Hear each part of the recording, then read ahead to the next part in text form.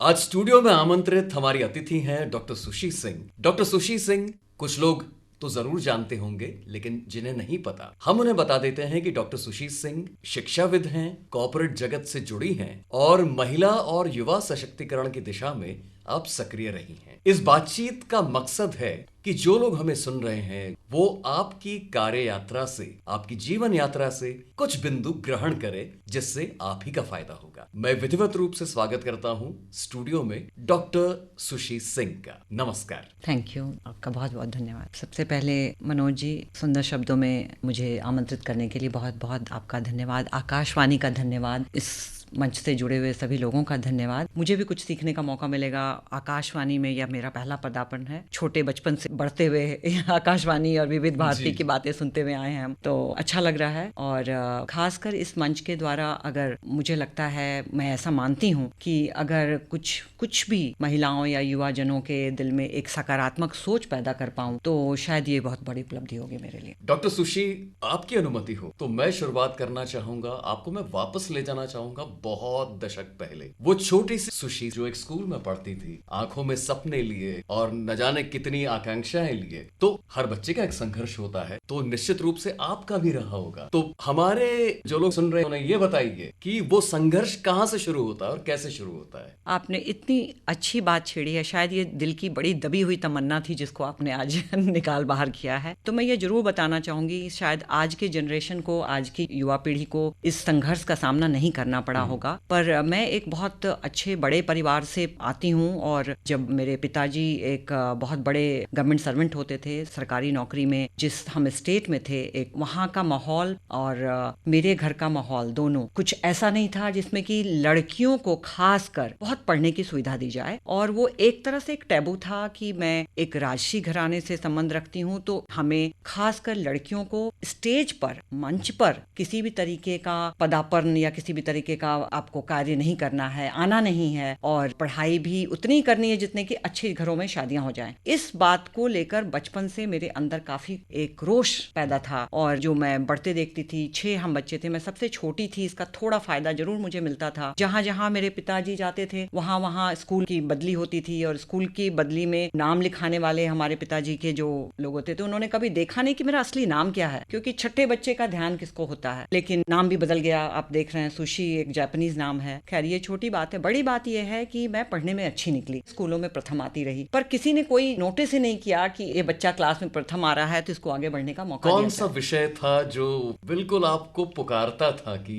आओ मुझे पढ़ो? जी, सच बताऊं तो एक हिंदी के प्रति मेरा बड़ा रुझान था, और हिंदी के साथ साथ मुझे मैथमेटिक्स और इनफैक्ट साइंस सब्जेक्ट्स का बहुत बहुत ज्यादा रुझान था। और इसलिए मैंने सोचा, अपने मन में सोच लिया कि मैं डॉक्टर बनूंगी। लेकिन कहते हैं ना कि एक तो विधि का विधान और दूसरा हमारा समाज, यही तय करता है एक लड़की की जिंदगी में कि वो आगे क्या बनेगी। तो ये ऐसा हुआ कि मैंने पहले अटेम्प्ट में, मतलब मैं एक पहली लड़की थी अपने पूरे परिवार में, नहीं पूरे खानदान में। हमारा बहुत बड़ा परिवार है और उस स्टेट के काफी नामी गिरामी खानदानी लोगों में जाना जाता है। उनके सारे बच्चों में मैं पहली बच्ची थी जिसने मेडिकल पास किया। पर मेडिकल पास करने की खुशी में जश्न होने के बदले हमारे घर में मातम हुआ कि लड़की को अगर ये चली जाती है तो अगर कहीं कहीं ऐसी कोई ऊंच नीच वाली बात हो गई, लड़कों के बीच में रहेगी तो कैसे चलेगा। तो मेरी माता जी ने अनशन किया, आमरण अनशन पे बैठ गई, और 3 दिन के आमरण अनशन के बाद मेरे पिताजी ने, चलो बेटा अब ऐसा है, तुम आगे जो करना है कर लेना, मैं पूरी मदद करूंगा, अभी तो ये छोड़ दो। तो वो जिद छोड़ दी। 16.5 ईयर्स में ये किया। उसके बाद 17वें साल में जब मैंने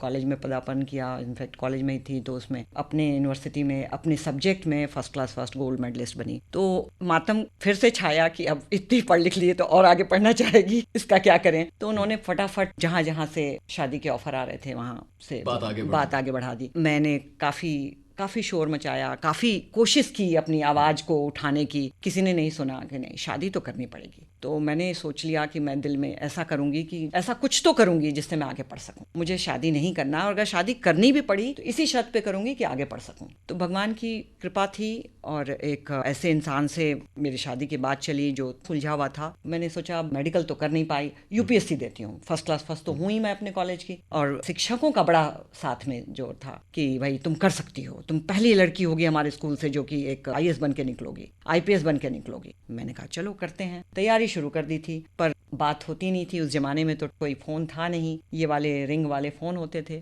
फ़ोन करने मुझे नंबर नहीं मालूम कैसे, काफ़ी चीज़ें। तो मैंने एक छोटा सा एक बुद्धिमानी का काम किया, जिसके चलते आज भी मैं बहुत गर्वान्वित हूँ कि मैंने वो काम किया और काफ़ी पढ़ाई की उसके बाद। तो मैंने एक छोटा सा एक कार्ड चुना अपने कॉलेज के बगल के दुकान से, और वो मुझे ये पता था कि लड़का कहाँ IPS है तो यहाँ पे ट्रेनिंग करता होगा, लाल बहादुर शास्त्री अकेडमी मसूरी, और नाम और वो डाल करके जब ये उनको प्राप्त हुआ तो उन्होंने घर पर फ़ोन किया, उस वाले रिंग वाले फ़ोन पे। बड़ी घर में चर्चा हुई कि भाई ये लड़का फ़ोन कर रहा है, लड़की से कैसे बातें करेगा वगैरह। तो हुआ कि भाई चलो बात करने में कोई हर्ज नहीं, करने दो। तो फिर उन्होंने पूछा कि भाई तुम कुछ कहना चाहती हो? मैंने कहा जी हाँ, पढ़ना चाहती हूँ मैं। कहते क्या पढ़ना चाहती हूँ, क्यों पढ़ना? मैंने कहा इसलिए पढ़ना चाहती हूँ क्योंकि मुझे भी कुछ बनना है, आप तो कुछ बन चुके, मुझे भी कुछ बनना अपने बल पे। मैं आपके नाम से नहीं जाना चाहती हूँ, मैं अपने नाम से जाना चाहती हूँ, और जो मेरा हक बनता है। तो शायद उनको भी बात पसंद नहीं, बोले ठीक है आपको जो भी पढ़ना पड़िए। मैंने कहा ठीक है, पक्का आगे मैं पढ़ूंगी और ये चीज़ें करूंगी, मुझे PhD भी करनी है, मुझे ये भी करना है, मुझे कंप्यूटर कोर्स भी करना है, मुझे डिप्लोमा भी करना है, मुझे फ्रेंच भी करनी है। उनका लंबी लिस्ट अपने पास रखिए, जरूर करेंगे, हम साथ करेंगे। फिर शादी हो गई हमारी, और शादी के बाद का सिलसिला था कि अगर आप मेरे क्वालिफिकेशंस देख रहे होंगे, मैं सारा कुछ कर पाई जो मैंने सोचा था। मैं आपकी कहानी सुन के एकदम से लगा कि बहुत कठिन है डगर पनघट की, लेकिन साथ साथ आपकी कहानी मार्मिक होने के साथ साथ दिलचस्प भी है और कोई भी इससे प्रेरणा ले सकता है। धन्यवाद। और आगे मैं देखता हूं कि आपकी यात्रा फिर आगे योगा नेचुरोपैथी में मास्टर्स, फिर MSc जूलॉजी है, फिर PhD एनवायरमेंटल साइंसेस है, फिर B.Ed भी है। इतना समय कैसे निकाल पाएंगे आप? जी, आपका कहना बिल्कुल सही है, पर एक जुनून होता है, जैसा मैंने कहा कि खुद को साबित करने का। तो शादी के बाद ज़्यादातर मैंने देखा आसपास में जो भी लोग रह रहे थे, सभी बाहर में छतरी लगाए धूप में लॉन में बैठ के चाय पी रहे होते थे, और मैं भाग रही होती थी अपनी पढ़ाई के लेके, अपने बच्चों को लेके। बच्चे भी जल्दी जल्दी हुए, पर मुझे था कि इनको भी कुछ बनाना है, और जो कुछ मुझे नहीं प्राप्त हुआ वो उनको जरूर देना है। मुझे डांस का, म्यूजिक का बहुत शौक था, लेकिन कभी मंच पे जाने का मौका नहीं दिया गया। तो मैंने ये सोच रखा था, तो मैं यही करती थी कि बच्चों के साथ साथ खुद भी पढ़ती गई। और मेरे पति का ये कहना था कि तुम पढ़ सकती हो, मैं ब्रेड लाऊंगा, बटर चाहिए तो खुद कमाओ। तो हमने यही डिसाइड किया कि अगर मुझे पढ़ना है तो मैं खुद को फाइनेंस करूंगी। तो मुझे याद है, मैंने कभी, जैसा मैंने कहा, जिस घराने से थी, मैं कभी पब्लिक ट्रांसपोर्ट में बैठी नहीं थी। तो मैंने ये किया कि भाई मुझे गाड़ी चाहिए, अगर मैं पढ़ने जाऊंगी तो मैं यूनिवर्सिटी जाऊंगी, नाम लिखाऊंगी, पैसे चाहिए मुझे। इन्होंने कहा उसके लिए तुमको खुद देखना होगा, खुद सोचना होगा, और माता पिता से मत मांगना, वो मेरी शर्त है। तो मैंने ये किया कि मैंने अपनी गाड़ी लेके आई और जो पैसे बचे उससे जाके एडमिशन करा लिया। सो इस तरीके से रास्ता शुरू हुआ। और सबसे पहले मैंने सोचा कि कंप्यूटर का उस समय ज़माना था, 2000 की बात करें तो सबसे पहले मैंने अपने आप को कंप्यूटर कोर्स, शाम के क्लासेस जाती थी, सुबह में स्कूल को ज्वाइन किया, ताकि उस स्कूल की पढ़ाई के कार्य से मैं अपनी शिक्षा को मैं खुद देख सकूँ, खुद उसका भार ले सकूँ। तो PhD करती रही साथ, और बता भी दिया था स्कूल में कि जब मैंने आपको इसलिए प्राइमरी ज्वाइन किया है। तो उन्होंने मेरी ऑनेस्टी को काफ़ी सराहा, मेरी ईमानदारी को सराहा कि जिस दिन आप PhD कर लोगे तो उस दिन हम आपको फुल फ्लेजेड आपके परमानेंट टीचर का भी देंगे, और पोजीशन और हाईएस्ट क्लासेस भी पढ़ाने को देंगे। तो इस तरीके से सफ़र की शुरुआत हुई, और मैं बच्चों को खेलने के लिए, और मैं साथ लगी रही। मैंने कभी ट्यूशन नहीं दिया बच्चों को, खुद ही पढ़ाती रही, खुद पढ़ती रही। तो बच्चों ने देखा होगा कि रात को मैं पहले उनको पढ़ाती थी, उनको सुलाती थी, फिर खुद पढ़ने बैठती थी 2 बजे 3 बजे तक रात को मैं बैठ के। मुझे याद है शादी के 13 साल तक मैंने वो TV बॉक्स नहीं देखा होगा। सो मैं पढ़ती रही, और पति को कोई इसमें आपत्ति नहीं थी, क्योंकि उनका कार्य क्षेत्र ऐसा था कि वो उनके आने का कोई समय नहीं था।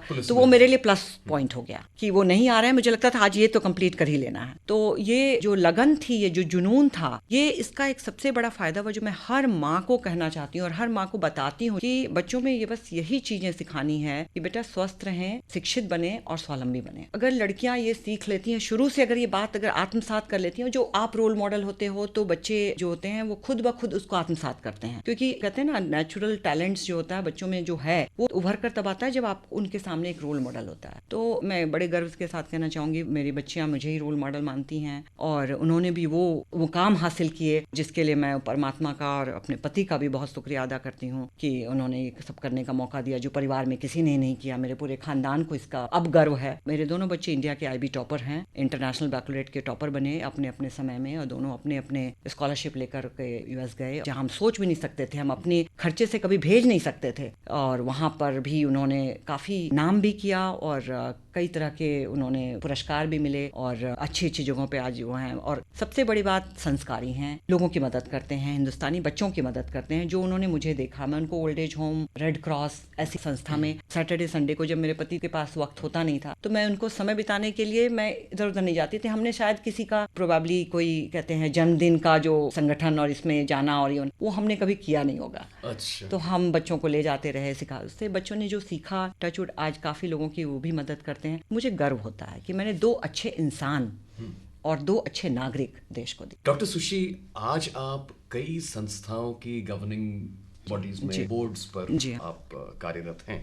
आप आज के विद्यार्थियों को, इसका मतलब है जाहिर सी बात है कि नजदीक से देखने का मौका मिलता है आपको, तो आप जब अपने साथ उनकी तुलना, मैं तुलना तो नहीं कहूंगा, लेकिन एक फलक पर देखना दोनों तरह की जिंदगियों को समय के अलग अलग खंडों में, तो आजकल के बच्चे जो एक अलग कोई उनकी विधा हो सकती है संघर्ष करने की, तो आप कैसे उसका वर्णन करेंगे कि कैसे हैं वो लोग संघर्ष को लेकर, आज की जो जनरेशन? जी, आपने बहुत ही थॉटफुल या कहिएगा बहुत सोच भरे एक प्रश्न सामने रखा है। और इस बात के लिए मैं आई थिंक आपने सही व्यक्ति से भी पूछा है, क्योंकि मैंने स्कूल और कॉलेजेस को बराबर देखा है, हायर एजुकेशन में भी काम किया है, देश में काम किया और विदेश में भी काम किया है। सो इन सब के दौरान ये एक अंदर एक आक्रोश सा जरूर मुझे होता था कि बच्चे किसी चीज को सीरियसली क्यों नहीं लेते। अच्छा। क्यों नहीं लेते, क्यों नहीं समझते कि माँ बाप ने इनको केवल पढ़ने के लिए नहीं भेजा है, एक अच्छा इंसान बनने के लिए भेजा है। अगर आप मेरे पास आए हो और अगर मैं आपको अगर सही बात नहीं समझाऊं, मैंने स्कूलों में भी देखा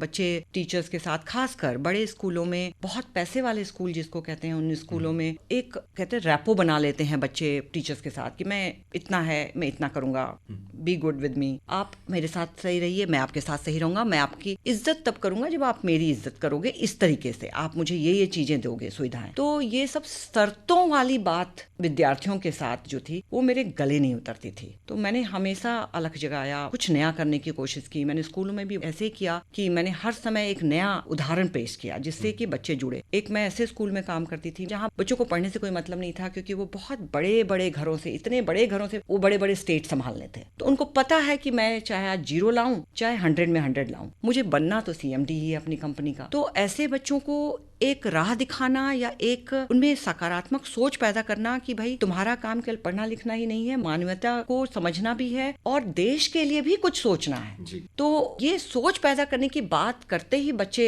नाराज हो जाते थे, या कहिए कि कहते थे पता नहीं ये कैसी। तो इन सब को बांधने के लिए मैंने बहुत सारे प्रयास किए, जिसमें उनके साथ खेलना होता था। मैं साड़ी पहन के उनके साथ फुटबॉल भी खेलती थी, बास्केटबॉल भी खेलती थी, to be one of them. उस दौरान फिर बच्चों में साथ लेकर के मैंने उनको गाँव में ले जाना शुरू किया। और शायद स्कूल में ये पहला मेरा जो स्टैंड था जिससे मुझे भी कुछ सीखने का मिला। वहाँ गाँव में जाकर जब उनकी आंखें खुलती थी कि ये गवर्नमेंट स्कूल के बच्चे कितने हाथ में खाना लेकर खा रहे हैं, मिड डे मील्स लेके खा रहे हैं, पैरों में चप्पलें नहीं है, तो उनका नजरिया बदलना शुरू हुआ। हमने जो नया किया उससे काफी कुछ मुझे भी, बच्चों को भी सीखने को मिला। पेरेंट्स ने भी मुझे इस बात की काफी शाबाशी दी, तो मुझे और आगे बढ़ने का मौका मिला। इस पे और नए एक्सपेरिमेंट किए मैंने कॉलेज में जाकर, और यूनिवर्सिटीज में एक प्रोग्राम भी मैंने शुरू किया जो पहला अपने आप का पहला प्रोग्राम था 2 कंट्रीज के बीच में। मैंने वॉलंटियरिंग के बेस्ड पर, मतलब आप अपना समय दें समाज के लिए, उसके बेस पर मैंने एक प्रोग्राम तैयार किया। उस प्रोग्राम की शुरुआत होने से बच्चों में शुरू में काफी रिवोल्ट था कि मैं ये क्यों करूं, मैं नहीं जाना चाहता, मैं कॉलेज से सैटरडे संडे क्यों बर्बाद करूं, मैं बगल के गांव में क्यों जाऊं, या फिर मैं ओल्ड एज होम क्यों जाऊं, रेड क्रॉस सोसाइटी में मैं क्यों जाऊं। लेकिन धीरे धीरे